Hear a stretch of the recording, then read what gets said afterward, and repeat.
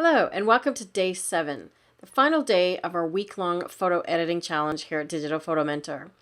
Today we're going to talk about night photography images and how to enhance them.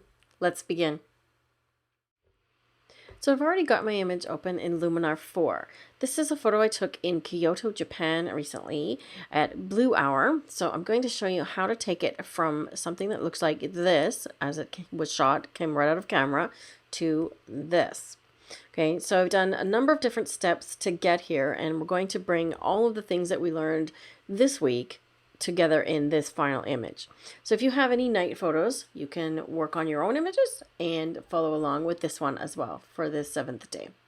So this is the finished image, and I'm going to just kind of go backwards again and turn off all the things that I've done so that you can see what kind of enhancements I've done. Okay, so as I'm going here, you can see which filters I've applied, and I'll tell you kind of why I applied these ones as well. Because when I start working on an image, I do have something in mind as to what I would like to do with it, and so I start there. And then I kind of play around a little bit with some of the filters and just see what they do sometimes. So the ones that I'm not using, I may or may not have played with them and determined that they didn't really do what I wanted for this particular image, so I've left them unused. All right, so we're just about got them all turned off. So I turned on quite a few, and there's a lot of adjustments on this image, so it does take a while for it to catch up, so it's doing that now.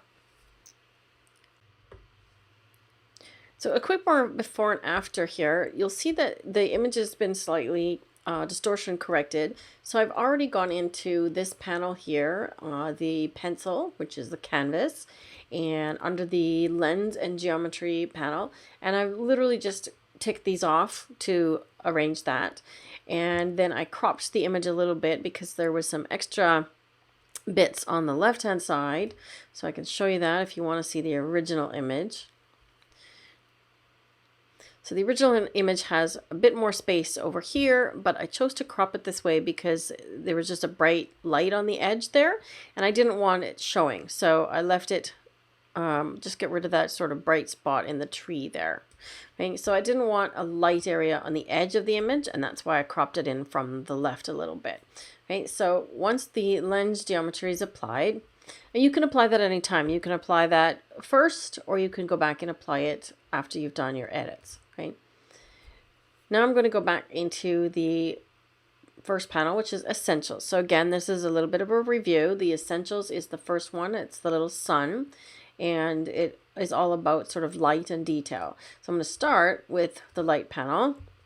Okay, now you can already see that my adjustments have been made here, and all I did was I increased the temperature a little bit and gave it a little bit more pink magenta color.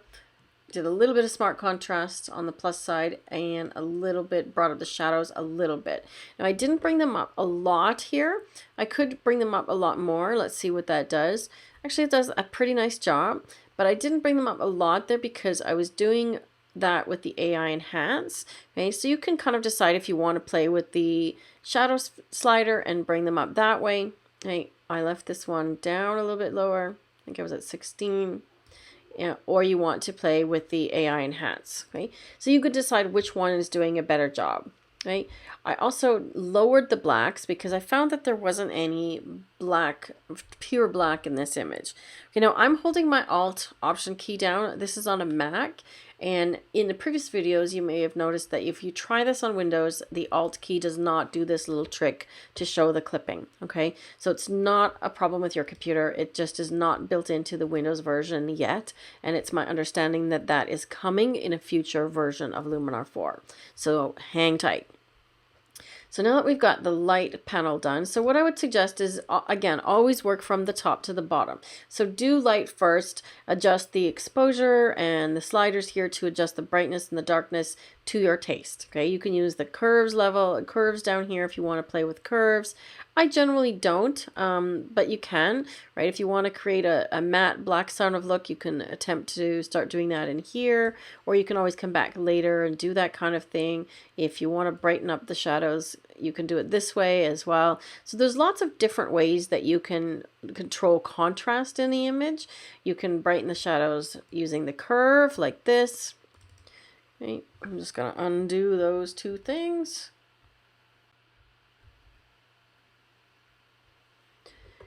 Okay, or you can adjust the shadow slider, or you can do the AI enhance. So there's kind of multiple ways to get the same result, right? You have to try it, each of them on the particular image that you're working on, and see which one works best for that image. So now I'm going to turn on the AI Enhance. I've already added a mask to this one. Okay, so just in the essence of saving a little bit of time, what I did was I didn't want this to apply to the sky. Okay, so I found that when I had it applied to the sky, it was giving me a halo. So a halo is that not desirable look of sort of lightning over the edges of the buildings. It looks like there's sort of a weird light on the horizon around everything that's dark at the bottom, and I didn't want that. Okay, so look what this is doing. It's doing a nice job in terms of picking up some detail in the buildings. Okay. And if I want to go back, again, remember it's a dance between do one adjustment, go back and play with the others. So if I decide I want a little more detail in the shadows, I can go back to the light filter and apply that here. Okay, so remember, just click each one to close it. Now I have to remember which ones I applied. Okay, so structure is the next one I did. And these are sort of standard. You know, I'm going to apply probably light, some form of AI enhance, and some form of AI structure. Now you'll notice that I didn't use the sky enhance in this one above here. Okay, now I could, let's see, have a look at what it does. Okay, so it's going to darken the sky, but ultimately I end up doing a sky replacement on this one. Yeah, it's not really doing anything. So you could try it. It's going to darken maybe a little bit, but I found that because I wanted to replace the sky anyways with something a bit more dramatic, I didn't need to use that one. Okay, so the AI structure. So again, I have not masked this one. Okay, so I've applied it everywhere. So I could mask this one, and I could easily use the same mask because I'm not applying it to the sky. So generally with things like structure, you don't want to apply it in areas that are smooth, okay, because it's trying to bring out a little more like texture. So I'm going to show you a trick here because I got asked on one of the other days, can you copy and paste a mask? Yes, you can. So the first thing I'm going to do is go edit mask, and I chose brush or paint. Okay, so I chose the brush, and I'm just going to paint. I'm going to click once. Okay, so all that's going to do is basically sort of erase everything. It's going to erase the amount of the filter. So you can see that it's now applied a black mask, except for where I made that little dot. Okay, so it's kind of a little trick that you have to do. Then I'm going to go up here and I'm going to click on this. I'm just going to zoom in so you can see this. So I'm right clicking on this AI Enhance mask, and I'm choosing copy. Okay, then I'm going to do the same on the AI structure mask, and I'm going to choose paste. Okay, now it may take a second to pop it in there, and you'll see the mask appearing, and then you'll see it apply. Okay, so now look, it's the same, and what it's done is it's masked off the sky so that it's not applying the structure. So there's kind of a little trick. If you want to copy and paste a mask, you have to literally just create one that has anything on it first, and then what I did when I did the paste, it pasted over that one little dot that I had made. Okay, so you don't have to worry about that. Continuing, I did not apply any color because I found that I liked the color of this. I did not apply a black and white conversion, but you certainly could to this image if you wanted to give it an old world feel. So that wasn't my vision of this image. So next I'm applying the details enhancer. This is one of my favorite filters because you have so much control with it. You can apply more detail in the small, medium, or large detailed areas. And remember, if you're doing sharpening, to use the mask. Okay, so if you're bringing the sharpening way up and you have it applying on everything, it's going to sharpen the sky, which will then bring out potentially noise in the sky or in the shadows. So I always make sure to bring the mask up if I'm doing the sharpening. Okay, so this one, if I go details all the way up, and you might want to zoom in on your image a little bit so that you can see, like, look what it's doing on the pagoda in the background there. Let's just zoom that up and see what we're doing here. Okay, so look at this pagoda, which is really cool, temple. Okay, I'm going to bring the medium details up quite high. Let's go all the way. So again, a review. Take your sliders to the extremes, see what they do, and then bring it back somewhere in the middle. Okay, so that's at 100%. Now it's doing a really nice job. Okay, and if I go all the way down, it's doing a blur. Okay, so remember, to the plus side of the details, I'm actually going to bring that up higher because I kind of like that. Okay, so the large details, I've gone lower. Now I could apply the same mask again. So if I don't want to sharpen the sky, remember, and in fact, I think I'm going to do that. So brush, just click once anywhere. Okay, it's going to disappear and give me a black mask. Now I still have that other one copied, so I should just be able to right click it. Oops. And do paste. So let's see if that works. Give it a second. There's the mask, and there it is applied. Yes, so perfect. All right, so now I am not adding any sharpening or details enhancement to the sky. I'm not bringing out any structure. Everything I'm doing is this exact same mask. Okay, let's move on to the next one. I shot this image on a tripod, so if you want to see my exposure settings, there's this little info tab up at the top here if you haven't used that one. So you can actually see the camera that I used, the lens, and all the shooting settings here. So this was an 8-second exposure at f14. All right, so, and it was ISO 200. So there's not a lot of noise to be had here. So I did not apply any noise reduction. Okay, if you've shot an image at a higher ISO, you might want to use that. Landscape enhancer. All right, so this is another one where you think that this might not be applicable, but let's see what I've used here. Okay, so there's 3 sliders on the landscape enhancer, and they each do something different. So dehaze is going to be trying to get rid of, fog or haze, or it's going to increase like the clarity and the contrast.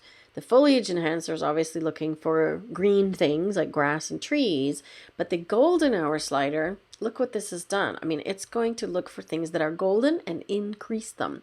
So let's take it to extreme. So look what's happening. The city lights, or the lights on the street here, are very orange. So by using the golden hour slider, it's really bringing those up. So if I want to warm it up, which I did, I brought that up to 20 something. I can't remember where it was, but we'll go with that. 31. All right, so you can decide if you want to enhance that golden hour feel, and it's actually blue hour. Okay, so it feels counterintuitive, but just keep in mind that the golden hour slider applies to things that are already golden. All right, finally in this panel is the vignette. So like I've done in them before, I have applied an edge vignette just to darken down things to keep the eye going into the center of the image. And I had some questions about that as well in terms of applying it on all my images. I almost do on every single image just because I want to have that ever so slightly, the corners ever so slightly darker. It shouldn't be obvious. Okay, so one more time I'm going to show you basically what not to do. Okay, so if you turn your feather down, and let's turn the amount down a whole bunch as well. Okay, so that's what you want to not do. Okay, so you don't want to have sort of an obvious, really obvious change from light to dark. Okay, so you want to have it be a lot more subtle. Let's get our feather back to 0. You can change the size and the shape as well. Okay, so I didn't, let's see, I did pull it down a little bit. So I'm trying to darken this edge over here because my eye is going to this white fence, or this fence over here with the bright light on it, and I don't want my viewer's eye being taken away from this part here, which is the most important. Okay, so I tried to darken the vignette a little bit, and that wasn't working here. So I used a different method to darken the edge over here. So for now, I'm done with that panel, and I'm going to go over to the Pro panel, and this is where I've darkened this fence post. Okay, so I use the adjustable gradient. Okay, so now it's set up for top and bottom, but this one actually is a good example because I've turned it sideways to apply to the edge over this direction. So if I click on set orientation, okay, so you can see what it just did when it applied. If I click on set orientation, okay, see where I've done that? I've rotated it so it's not up and down anymore, right? You can even make it diagonal if you want. So you're not limited to just correcting the top and the bottom, right? I used it on the side and all you have to do is rotate it. The only thing you have to keep in mind if you do it as a diagonal or on the side, okay, so now I've done that as what it's called the bottom. Okay, so now my top, the gradient is calling at the top, is actually going to be everything else on the right side of the image. So I'm going to turn the exposure up all the way just so that you can see which part of the image is applying the top. Okay, so see what happens there?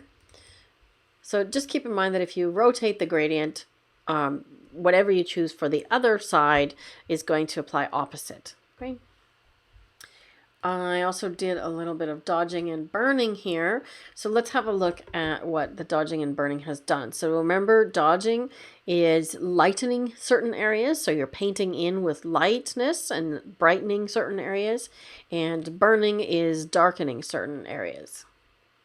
All right, can you see what it's done? Now it's got an overall amount slider here. So I'm just going to see what happens if I turn it all the way down. You should be able to see what it looks like at 0 without the dodging and burning. Okay, so there's without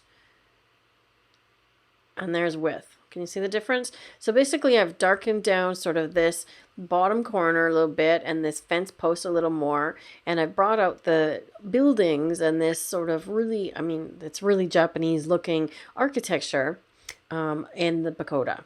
Okay, and that was my intention with that one. So let's take a look at the before and after again. Okay, so before it was very dark. There's not a lot of detail on the buildings. The sky doesn't look that much different, right? Maybe a little more on the purple side because I did some color adjustments, but I've really brought out the details in the little street here. So now we're going to go to creative. So in the other panel, which I'm sort of ignoring, is the portrait panel. So I'm not really going to use any of these tools here. And you could certainly apply an Orton effect if you wanted to add some type of blur. There's a couple of ways you can do that. So if you want to just apply the Orton effect, you can see what it's doing here. Okay. There's two different kinds. And then you could play around with the amount of blur. So if you want to kind of create this hazy look, you can play with the Orton effect. I'm not using it on this image. So now I'm going to go into the creative panel. Okay, so remember the sun is essentials, the little paint palette is creative, and the face is portrait, and pro is pro. So in the creative panel, I didn't use most of them. I didn't use a sunrays filter here. I certainly could. Actually, I'll play with that a little bit at the end. I added a glow, and I added a color style or a LUT, and I also did a sky replacement. Okay, so the first thing I'm going to do is turn on the glow. So the glow is generally something that's going to add a softening, but in the brightest areas of the picture. So it looks for lights and things like that and adds a soft glow around them. So let's see what that is doing. Okay. Under the advanced settings, you can also warm it up, which I've done, and adjust how much smoothness. So let's see what the glow filter is doing by turning it all the way down. So look particularly in the areas of these lamps here and this light post. Okay, so watch what happens when I turn it all the way up. It's going to be a lot of glow, right? But it's still, yeah, there's a lot of glow. Okay, that's too much. Okay, so let's go back somewhere down in here. So I wanted it again to just be subtle. Like there's kind of like this mystical haze in the air, and they're glowing ever so gently, right? And you'll notice I did do a mask on this one as well, because I didn't want it to apply to the sky. So the first time I did it, it was actually causing the sky to glow, and I didn't want that to be happening. So I'm going to leave the LUT for last, and I'm going to turn on my sky replacement. So now I've already picked a sky replacement. I'm just going to pop back into the library and show you, let's see, where did this go? I'm just going to show you the sky image that I chose to replace. So this is part of Matt Seuss's sky image bundle. There's over 400 skies. I'll just kind of scroll through here so you can see what's in this pack. So if you're interested in doing this kind of thing and you do a lot of landscapes but you don't have your own sky images, this is a great package. You can see that he's got lots of fluffy clouds, lots of different sunsets with different colors, the sun on the left, the sun on the right, and you could also flip it. Let's see. And he's got a few nighttime images as well. So he's got some pink skies. He's got some stormy skies. Oh, there's a lightning. So check that out. Okay, so there's lots of different options for skies in these sets. So you don't have to come up with all 400 yourself, right? And he's got these on sale right now as the introduction price, just the week that Luminar 4 is launched, for $45. So if you're interested in grabbing some extra skies for yourself, this is a good choice. Okay, so now I just want to find the one that I used. Where are you? Where are you? There it is. Okay, so it was right next to this. Okay, so this is a sneaky one because it looks like the sky is just dark, but if you click on it, it's actually a starry sky, and it's pretty kind of nighttimey. So I chose to use this one on the image of the Japanese pagoda because it was shot at blue hour. So I wanted a sky that was dark, and that's why this one grabbed my attention. Okay, so again, make sure if you're going to do a sky replacement that you choose one that matches your original image in terms of color you can fudge a little bit, but in terms of, density, whether it's bright sky, dark sky, and direction of light. Okay, so obviously we have no direction of light here because it's blue hour and the sun has set. So let's go back to the image and I will show you how I applied it.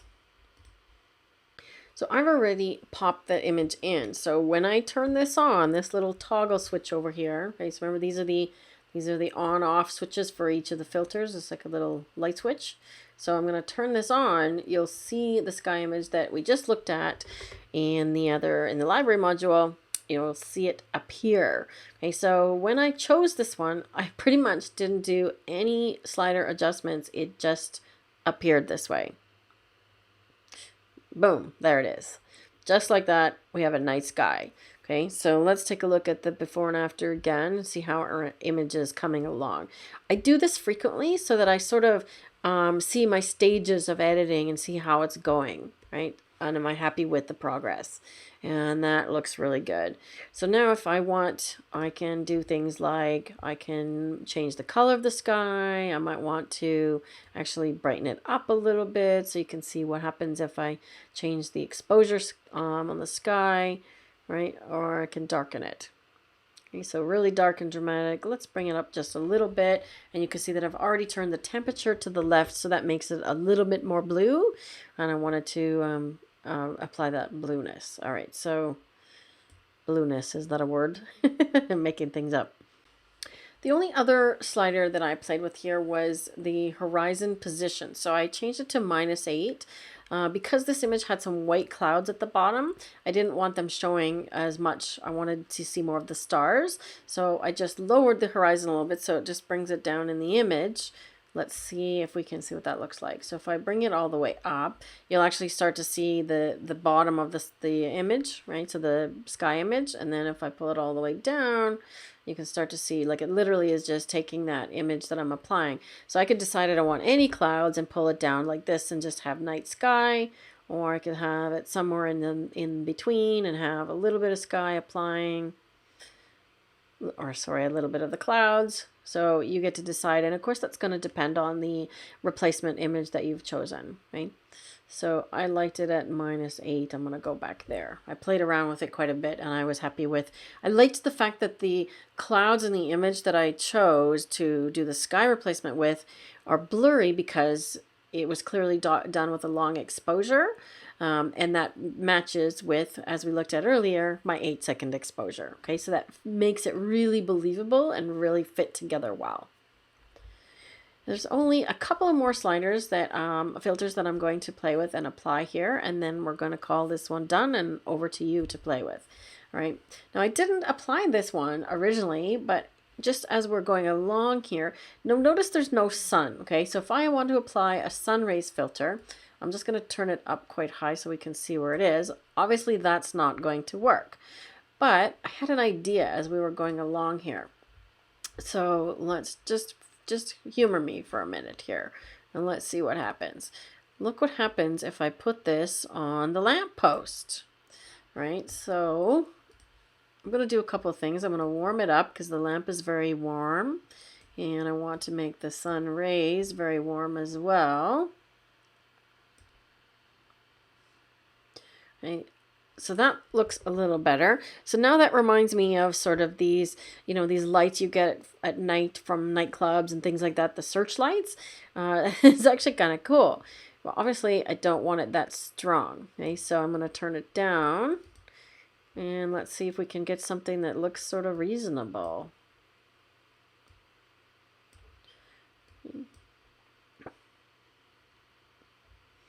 That's actually kind of interesting. And then the bottom slider, the randomizer, is always a fun one to just play with and pull it up and down and just sort of, see what happens. Because it changes where the rays land. Okay.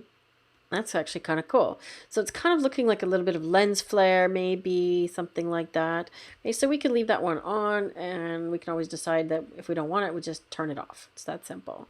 Maybe I'm going to make the rays a little bit, not quite so long. Right. That looks pretty believable. So again, it's subtle, right? You want to kind of keep things looking realistic, natural looking, believable. Okay, believable to the human eye is, okay, the clouds are moving because it's a long exposure, and the rest of it is the people are moving because it was a long exposure and they're sort of blurred. So that makes them fit together and be believable. If I put too much sun rays onto this lamppost here, it will look not believable. It would look too fake. Okay, so I'm trying to avoid that, oh my goodness, you processed your image and it looks fake look. That's not what I'm going for. The last thing that I'm going to do is apply a color style or a LUT. Now I've already chosen one of the built-in ones in Luminar, and I chose the one called Involve. So I'm just going to turn it on and we'll see what it looks like. So you don't have to apply a color style. I was literally just playing around and seeing, did it enhance the image or take away from it, and I kind of liked what it did. See what you think. So there is the full before image and the full after image. Let's take a look at this LUT and see what it's doing. Once again, you have an amount slider, so you can always scale it back. So what I usually do when I'm choosing a LUT is I turn the amount up quite high. It kind of defaults to 30, which is a little bit subtle, right? Which is not a bad idea, but if you want to see which LUT to choose, turn it up to 70 or 80, because then you'll get a better idea of the actual look of that LUT, and then you can decide how much of it you want to apply. Okay, so you can see that as I dial it up, it's kind of applying like a matte black look, and it almost gives it like an old world feeling, which really fits for me with this village or the street, and it's in Gion in Kyoto, Japan, and it does have this really old world feel just being there. So for me, that fit the scene and the image and the look that I was going for. So now I'm going to do one final adjustment. I think my sky is actually too blue, so I'm going to kind of dial that back a little bit, and we're going to say that it is done. Again, there are other things that you can do to this image. If you want to try it in black and white, you want to try a dramatic look, you want to add a texture overlay, feel free to be as creative as you want. And it's your image to play with and to see what you can come up with. I want to mention before we sign off on this challenge a couple of things that have come up as questions this week. And one of them is the export function.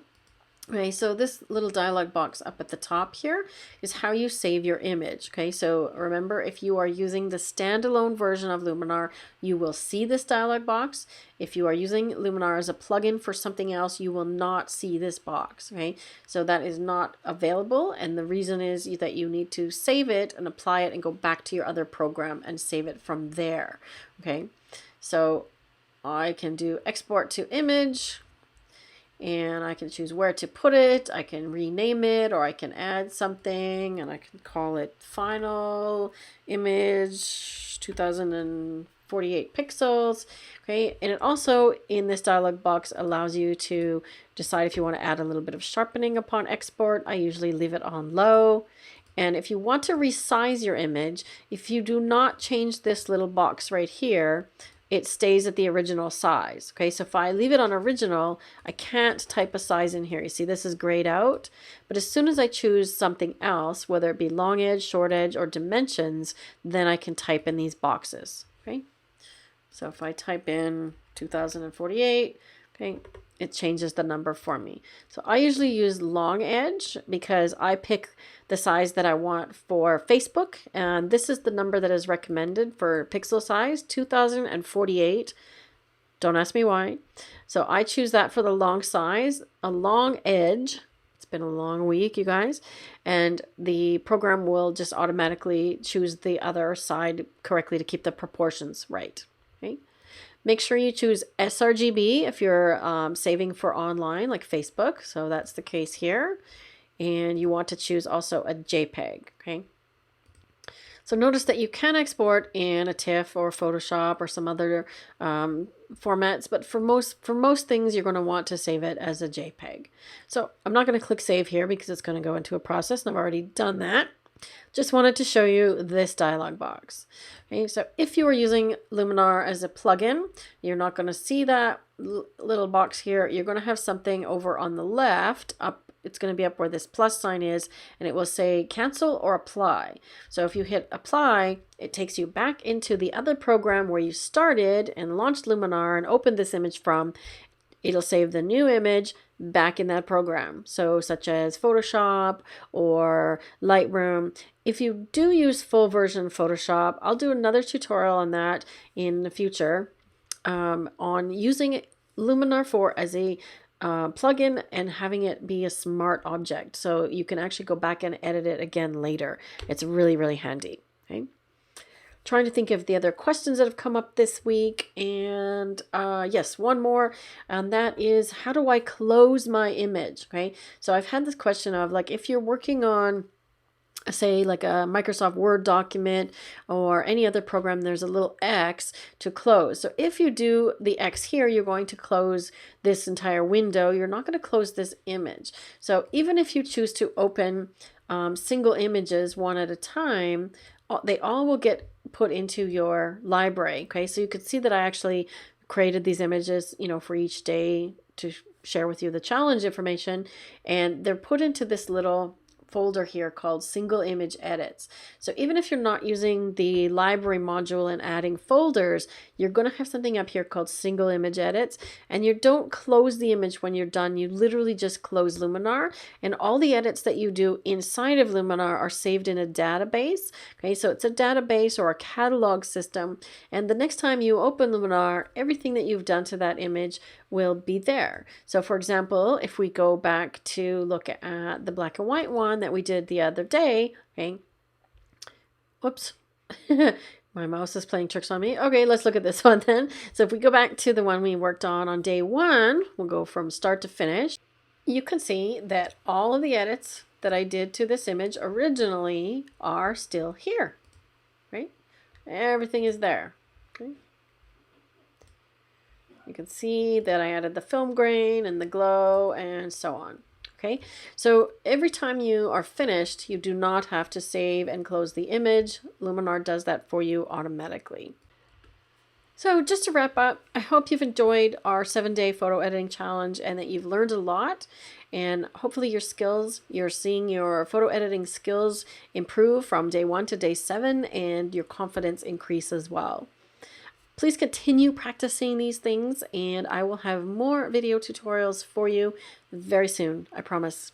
Until then, take care, and we'll see you soon.